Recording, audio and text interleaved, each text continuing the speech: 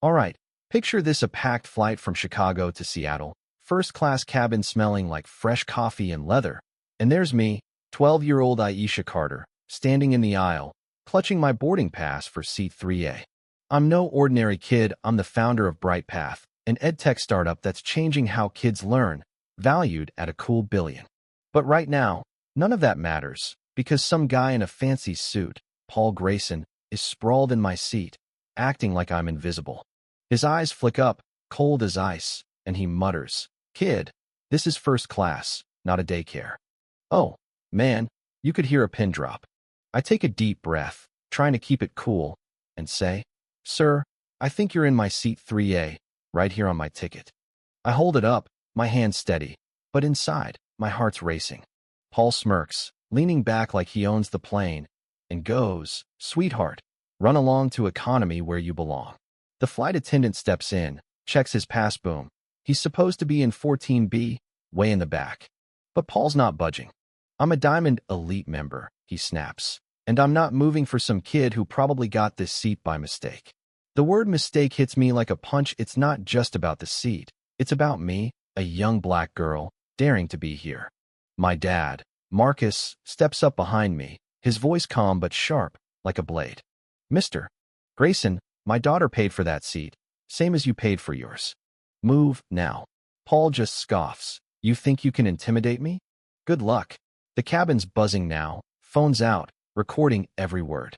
Then, out of nowhere, the captain's voice crackles over the PA.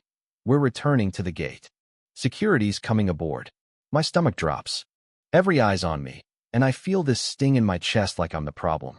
Fast forward, the plane's back at O'Hare, and two security guards march in, calling my name. "Aisha Carter, we need you to come with us." My dad's furious, but he keeps it together, grabbing my hand. "I'm coming too," he says, daring them to argue. As we step off, I catch Paul's smug glance, and it hits me this isn't random. Down at the terminal, an FBI agent, Sarah Mitchell, meets us, her badge glinting under the harsh airport lights. "Miss Carter," she says, "we got a tip you're using fake documents to board first class, maybe tied to financial fraud at BrightPath." My heart stops. Fraud? Me? I'm 12, building apps to help kids read, not running some scam. Dad's voice shakes with rage. "This is nonsense. Aisha's company is legit. Every dollar's accounted for." I pull out my binder, hands trembling, showing Agent Mitchell my meeting invite from Horizon Ventures in Seattle, where I'm pitching to expand BrightPath globally. She flips through it, her face softening just a bit, but she's still all business. "We have to verify this," she says. Right then, our lawyer, Jessica Lynn, bursts in, her heels clicking like a war drum. "Agent Mitchell, this isn't a mistake, it's a setup. Paul Grayson works for TechTrend, a corporate giant that tried to buy BrightPath for pennies. When Aisha said no, they got nasty." Jessica slides a folder across the table, stuffed with emails, memos, even a plan labeled Operation Eclipse, TechTrend's scheme to smear startups like mine, especially ones led by people who don't look like their boardroom. Agent Mitchell's eyes narrow, and I can tell she's starting to see the bigger picture. Meanwhile, back on the plane, an older woman, Clara Evans, a retired TechTrend exec, watches the whole thing. She's quiet, but her mind's racing. Later, she shows up at the FBI office with a USB drive. "I work for TechTrend," she says, voice steady but heavy. "This has everything: their dirty playbook, how they target young founders like Aisha to crush them. That USB? It's dynamite.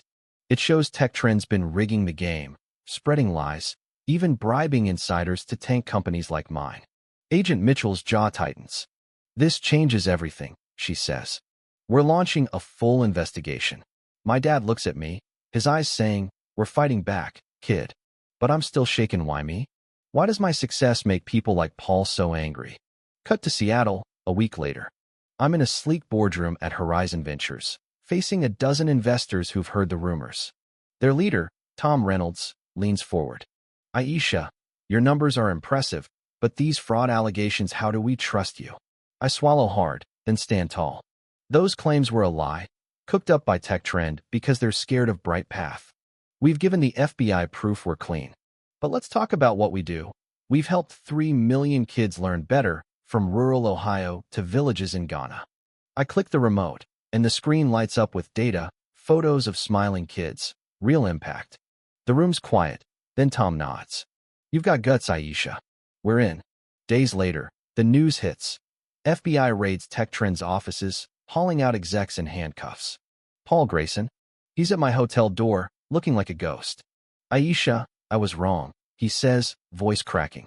I called in that tip because I was humiliated and my bosses egged me on. I've got documents, everything Tech Trend's been hiding. He hands over a stack of papers, his hands shaking. I look at him, this guy who tried to ruin me, and I feel not hate, but pity. I forgive you, Paul, I say, but you've got to make this right. He nods, promising to testify. Fast forward to Detroit, my hometown. I'm on stage at the Community Tech Hub, launching BrightPath's global program. The crowd's electric teachers, kids, even Agent Mitchell's there, smiling. I look out and see Clara, Jessica, my dad, all the people who had my back. This isn't just about tech, I say, voice steady. It's about proving no one can stop you, not prejudice, not lies, not even $1 billion company. And yeah, I forgave Paul, because change starts with believing people can be better. The crowd roars, and I spot Paul in the back, head bowed, clapping quietly. Here's the thing, this fight started over a stupid seat, but it was never about that. It was about people like me, young, black, daring to dream big, and the world trying to push us down. So what do you think? Could you forgive someone like Paul? Drop a comment, share your take, let's talk about what justice really means. And if this story hit you, give it a like, share it, and subscribe for more real talk about standing up and fighting back.